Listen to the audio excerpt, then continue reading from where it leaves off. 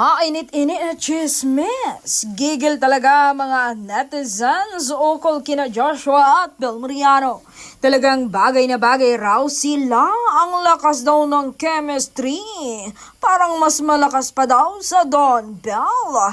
Gawan daw sila ng movie o serye upang magpuksaan sila sa aktingan dahil parehas daw magaling ang aktor at ang aktres. Ito nga ang ilang komento ng mga netizens.